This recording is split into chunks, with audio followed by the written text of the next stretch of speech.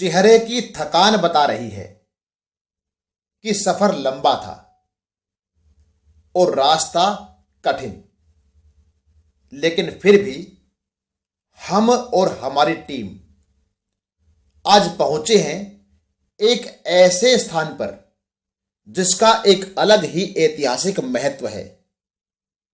एक ऐसा स्थान जो अपने आप में पिछले सैकड़ों हजारों सालों का इतिहास समेटे हुए है। एक ऐसा स्थान जहां पहुंचकर आपको एक अलग ही शांति, सुकून और आनंद का एहसास होता है। हम बात कर रहे हैं राजस्थान के जयपुर जिले के विराटनगर नामक स्थान की एक पहाड़ी के बारे में, जिसको बीजक की पहाड़ी कहा जाता है और जिसकी चोटियों के समतल मैदानी भागों पर आज से लगभग 2-2.5 साल पहले एक बौद्ध विहार आबाद हुआ करता था, जिसकी स्थापना स्वयं सम्राट अशोक ने की थी।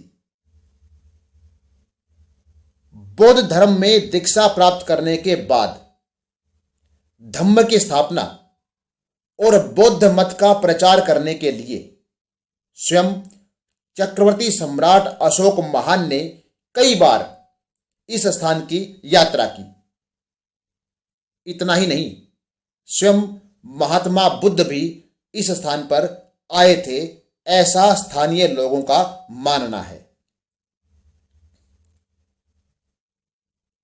पुरातत्व विभाग ने सन 1936-37 में इस स्थल का उत्खनन कराया और ऐतिहासिक महत्व की कई ऐसी वस्तुएं इस स्थान से प्राप्त की जिनका सीधा संबंध सम्राट अशोक, बौद्ध धर्म और भगवान बुद्ध से माना जाता है।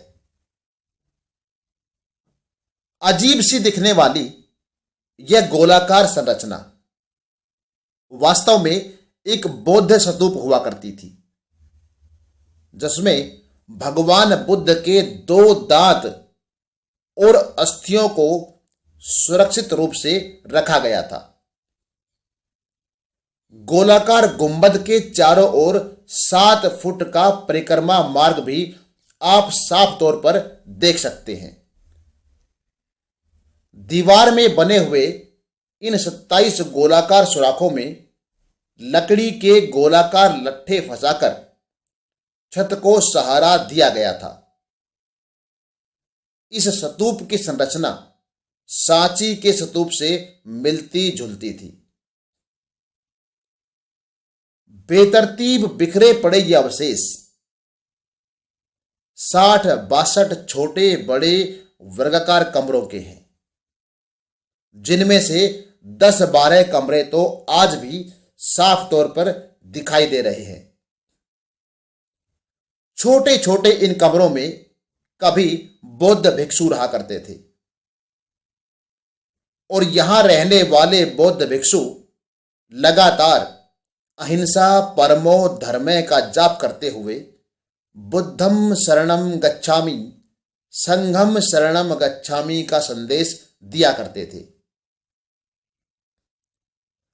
पहाड़ी मैदान के बीचों बीच इन शिलाओं के नीचे एक गुफा गृह का निर्माण किया गया था, जो 2 तरफ से खुला करता था।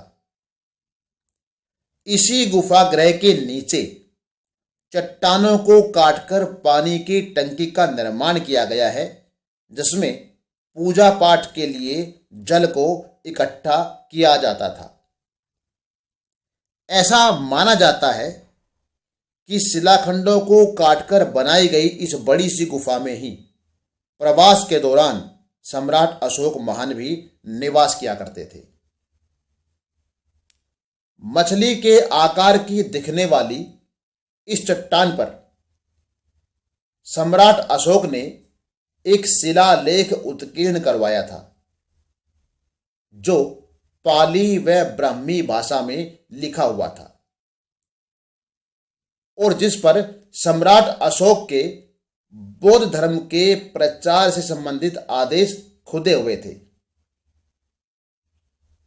सन 1840 में अंग्रेज अधिकारी कैप्टन बर्ट ने यहां मौजूद शिलालेख को कटवाकर कलकत्ता भिजवा दिया, जो वहां के संग्रहालय में आज भी मौजूद है।